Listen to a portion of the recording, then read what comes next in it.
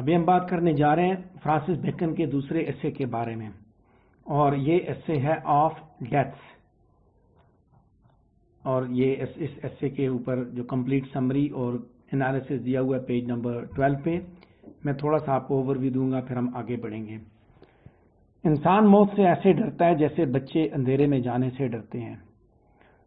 موت ایک قدرتی مظہر ہے، اس سے ڈرنا نہیں چاہیے۔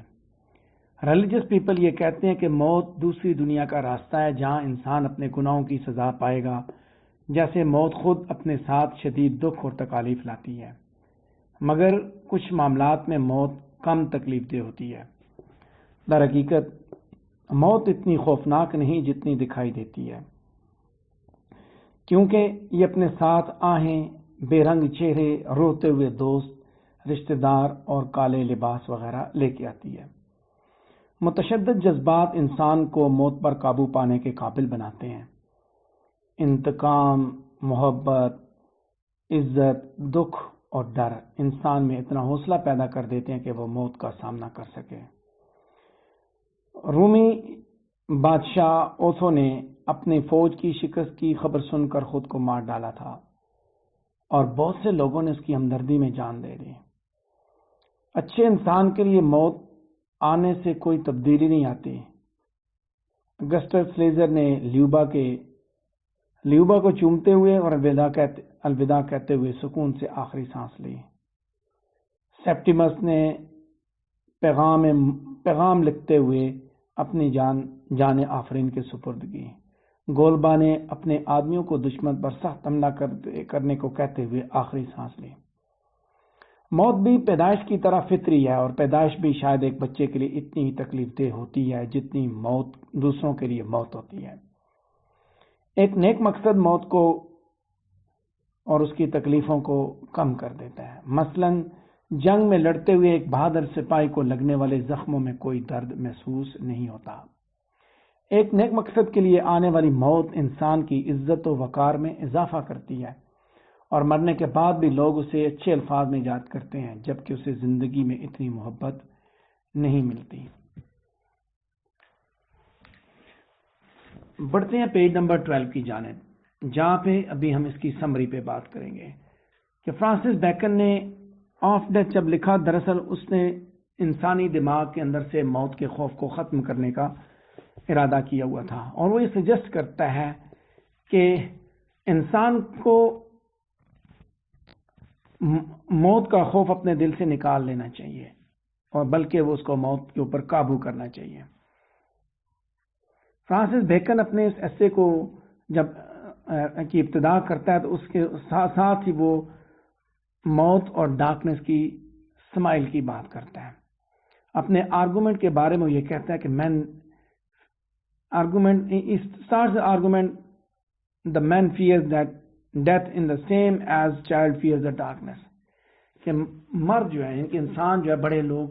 وہ موت سے اسی طرح ڈرتے ہیں جیسے بچہ جو ہے وہ ڈارکنس سے ڈرتا ہے۔ ڈارکنس کا خوف بچوں کے اندر بڑھتا جاتا ہے، اور اسی طرح خاص طور پہ اس موقع پہ مزید بڑھتا ہے جب انہیں ڈارکنس سے متعلقہ کہانیاں انہیں سنائی جاتی ہیں، خوفناک کہانیاں جن کے اندر اندھیری کے بارے میں بات کی جائے۔ اسی طرح کا معاملہ انسان کے ساتھ بھی ہے، بڑے آدمی کے ساتھ بھی ہے، کہ جب اس کے سامنے موت کی کہانیاں سنائی جاتی ہیں تو اس کے اندر جو موت کا خوف ہے وہ بڑھ جاتا ہے۔ تو یہ چیز نیچرل ہے کہ وہ موت کے بارے میں سوچتا ہے، لیکن to think about it with composure is a virtue of the wise man۔ گناہ کے بارے میں پریشان ہونا، جب اس کے اوپر جو ہے آپ نے گناہ کرنے کے بعد اس کے اوپر پریشان ہونا، یہ دراصل ایک ہولی اور ریلیجیس آدمی کا کریکٹرسٹکس ہے۔ لیکن وہ لوگ جو کہ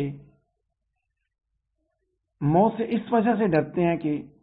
موت جو ہے وہ فطرت کی، انسان کی ویکنس کے اوپر سپریمیسی کا اظہار ہے، تو وہ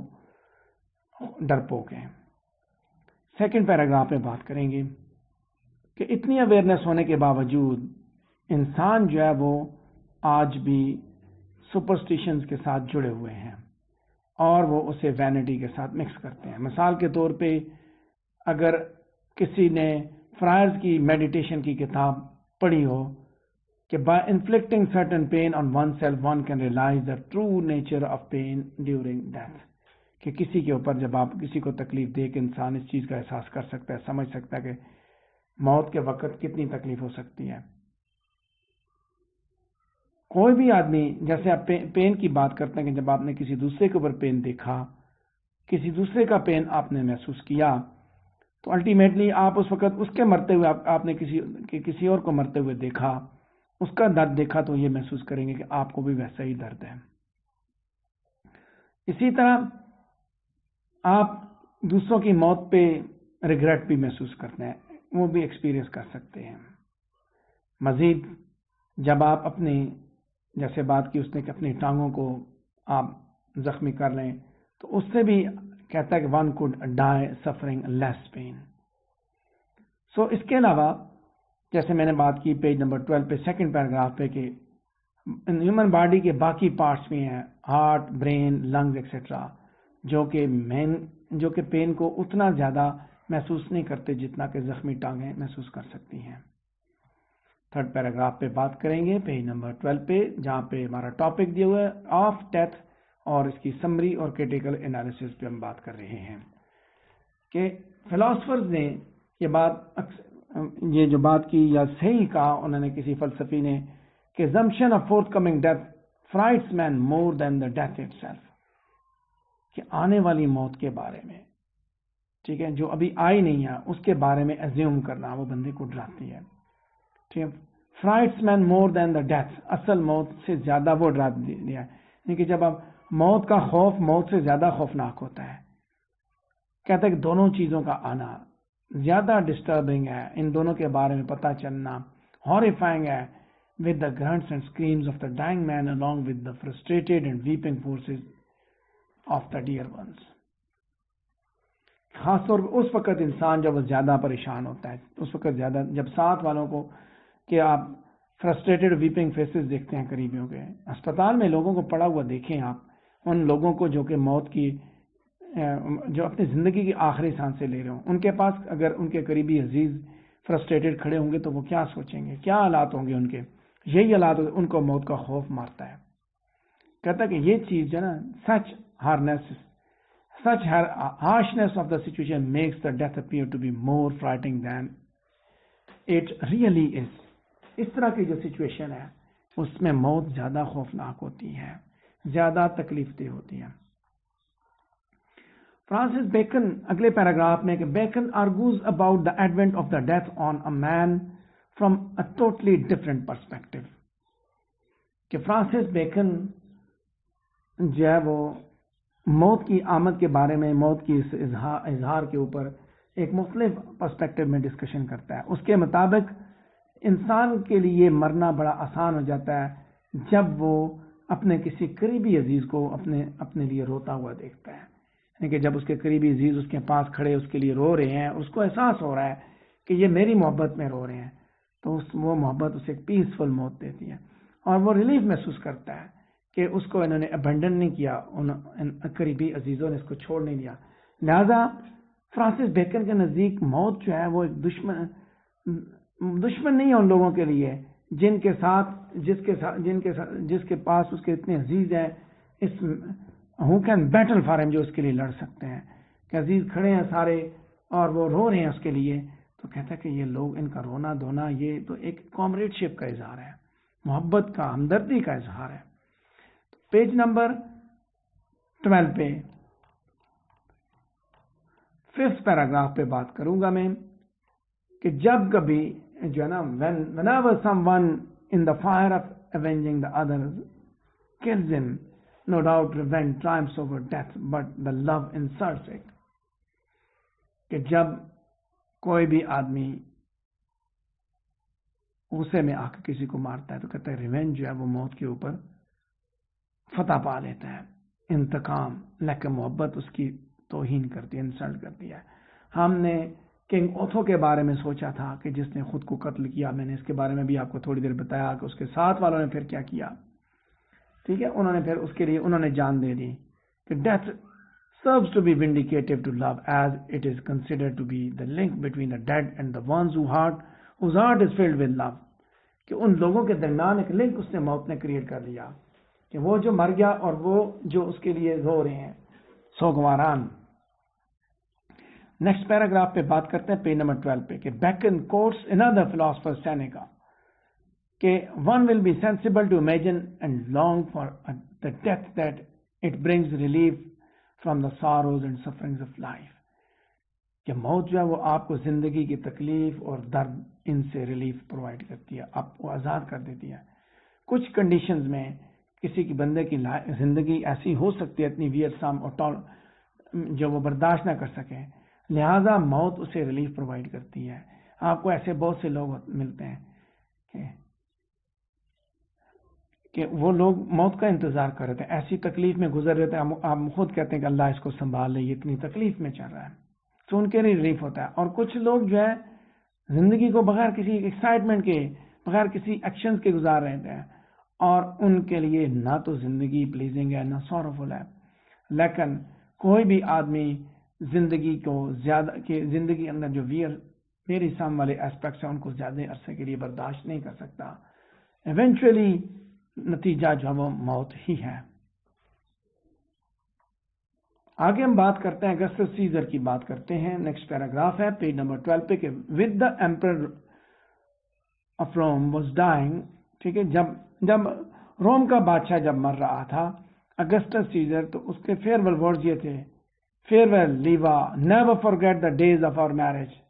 ٹیبرس ایک دوسرا کنگ ہے رومن, اس نے سیزر کے فیئرویل پہ ورڈز بولی, all though his bodily power is gone, the power to hide his feeling still remains. Moreover Francis Bacon دو جو ہے نا روم کے ایمپرز کو بھی یہاں پہ مینشن کرتا ہے, ویسپیسین اور گالبا کو, جو کہ اگسٹس کی طرح موت کو بڑی بہادری سے فیس کر کے دنیا سے رخصت ہوئے. اس کے ساتھ ساتھ آگے بات کریں گے جب ہم کہ اس نے اسٹائک کی بات کی کہ دیٹ میں اسٹائکس کے بارے میں آرگو کیا کہ who made a lot of costly preparations upon death that make the death appears more dreadful than it really is. بہت سی پریپریشنز کی, موت ایک نیچرل فینامینا ہے. سو لٹل انفینٹ کے لیے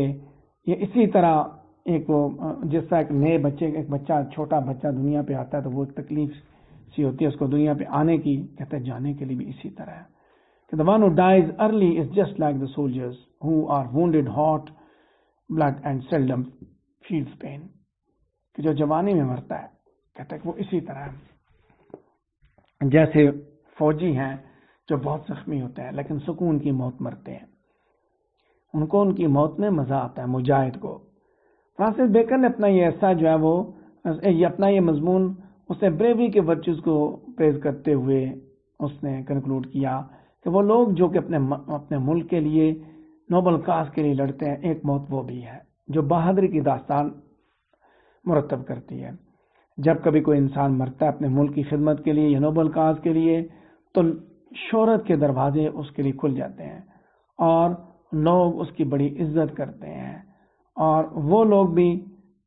جو اس کے ساتھ اثرت کرتے تھے یا اسے کنڈیم کرتے تھے زندگی میں, آج وہ اس کی تعریف کرنے کے لیے بیٹھے ہوئے ہیں. ابھی ہم بات کریں گے اس ایسے کے انالیسس پہ جو کہ پیج نمبر 13 پہ دیا ہوا ہے. فرانسس بیکن کا ایسے آف ڈیتھ ایک آرگومنٹیٹیو ایسے ہے جس کے اندر وہ موت کے پازیٹیو ایسپیکٹس کے اوپر آرگومنٹس پیش کرتا ہے کہ ہر کسی کو آج یا کل مرنا ہے, لہذا بہتر یہی ہے کہ بہادری کے ساتھ مرو, کریج کے ساتھ مرو, تاکہ آپ لوگوں کی تعریف, لوگوں کا پریزل جو ہے اس کو جیت لو. اس ایسے کے اندر فرانسس بیکن نے بریوٹی, ڈائریکٹنس,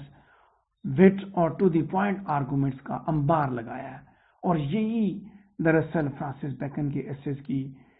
ایک زبردست کوالٹی ہے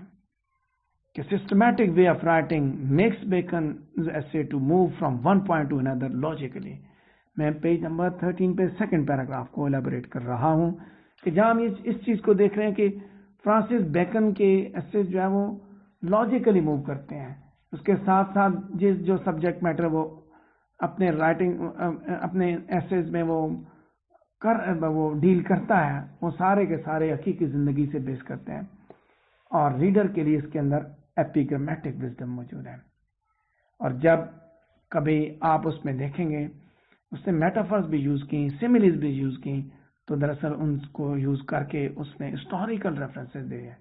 ہسٹوریکل سٹوریز کے ساتھ اس نے چیزوں کو جوڑا اور اپنے ایسیز کو کمپریہنسیبل اور ایگریبل بنایا. پیج نمبر 13 پہ تھرڈ پیراگراف پہ بات کریں کہ یہ ایسے جو ہے بیکن کے وزڈم اور اس کے ایکسپیرینس کی ریفلیکشن ہے جو کہ اس نے اپنی ساری زندگی میں حاصل کیا تھا. فرانسس بیکن اپنے آرگومنٹس کو میٹافرز, سیملیز اور وائز اور فیمس فلاسفرز کی کوٹیشنز کے استعمال سے ری انفورس کرتا ہے. اور اس ایسے کے اندر بھی جو ریڈرز کو انگیج کرنے والے ایفورسٹک سینٹنسز موجود ہیں. نیکسٹ پیراگراف پہ بات کریں گے. پیج نمبر 13 پہ ہمارا یہ فورتھ پیراگراف ہوگا کہ فرانسس بیکن ریڈرز کو جو ہے وہ ایک نرو دیتا ہے to face the death by arguing that the actual pain or death is not as much as we think about it. لوگوں کو ایک ہمت دیتا ہے, ایک ان کو حوصلہ دیتا ہے کہ اصل موت ایسی نہیں ہے جیسی آپ محسوس کرتے ہیں. وہ اپنے اس مضمون کو اسمائل آف ڈیتھ سے اسٹارٹ کرتا ہے, ڈیتھ اینڈ ڈارکنیس, اور سملیرٹی جو ہے in the fear that associated with both, دونوں کے درمیان سملیرٹی بھی دکھاتا ہے. اس کے ساتھ وہ یہ بھی دکھاتا ہے کہ موت جو ہے اتنی خوفناک نہیں ہے جتنی یہ نظر آتی ہے. تاہم moans and groans of the dying person along with the weeping and harsh expression of dear ones makes the sight of dying horrifying. کہتا ہے کہ جو لوگوں مرنے والے بندے کی جو moans اور groans ہیں اور اس کے ساتھ ساتھ جو باقی لوگ ہیں وہاں کھڑے ان کی جو ایکسپریشنز ہیں, ویپنگ ہارش ایکسپریشن, وہ موت کو خوفناک بنا سکتے ہیں. اس کے ساتھ ساتھ نیکسٹ پیراگراف پہ بات کریں گے. Francis Bacon also argues about the people who are under strong influence of love, کہ جو لوگ محبت کے انفلوئنس میں موجود ہیں, لو, ریونج اور گریف جیسے جذبات کے انفلوئنس کے اندر ہیں, ایسے لوگوں کے لیے موت جو ہے وہ ٹیریفائنگ نہیں ہوتی. محبت کرنے والوں کے لیے, تکلیف والوں کے لیے, یا جو انتقام والے ہوتے ہیں. فرانسس بیکن کچھ رومن ایمپررز کو مینشن کرتا ہے کہ جنہوں نے موت کو بڑے ویلر, کریج اور بریوری کے ساتھ فیس کیا. اس کے بعد جب وہ موت کی ٹیریفائنگ سائڈ کو جو ہے نا آرگو کرنے کے بعد وہ اس چیز کو مینشن کرتا ہے کہ موت کی برائٹ سائڈ بھی ہے, کہ it is only after death of a person that is a praise, کہ یہ موت کے بعد ہی کا معاملہ ہے کہ کسی شخص کی تعریف کی جاتی ہے, اس کے اچھی باتیں اس کی یاد کی جاتی ہیں. ساری جو انوی اور بٹرنس ہے وہ موت کے ساتھ ہی ختم ہو جاتی ہے. پیج نمبر 13 پہ سیکنڈ لاسٹ پیراگراف پہ بات کریں گے کہ اس ایسے کو پڑھتے ہی ہم نہ صرف بیکن کی رچ تھاٹس کو سمجھتے ہیں موت کے بارے میں, بلکہ ہمیں اس ایسے کے اندر کچھ ڈسٹنکٹیو فکٹیشیس کوالٹیز موجود ہوتی ہیں. فرانسس بیکن سیملیز کو استعمال کرتے ہوئے اپنے میننگز کو زیادہ کلیئر کرتا ہے کہ that a man who dies for serving his nation or for any other earnest cause is just like a young soldier, کہ ایک ایسا آدمی جو اپنے ملک کے لیے لڑتا ہے, کسی نوبل کاز کے لیے جان قربان کر دیتا ہے. کہتا ہے کہ اس کی بہادری, اس کو موت کی خوف نہیں ہوتا, اس کے اندر اس کی موت کے بارے میں, اس کی موت کو وہ خراج تحسین پیش کرتا ہے, وطن عزیز کے لیے جان قربان کرنے کو وہ خراج تحسین پیش کرتا ہے. تو اس ایسے کے اندر کانٹینٹ اور میننگ کی بھرمار ہے. فرانسس بیکن کا یہ کنسائز ایلوکوینٹ پروز کا ایک ماڈل ہے جو کہ اس نے اس ایسے کی صورت میں ہمیں پیش کیا. یہ تھا کمپلیٹ سمری اور analysis of death Francis Bacon کے ایسے سے ریلیٹڈ. ہم نے ابھی 12-13 پیجز تک چیزیں ڈسکس کر لی ہیں. اگر آپ کے ذہن میں کوئی کوشچن ہے تو آپ مجھ سے پوچھ سکتے ہیں.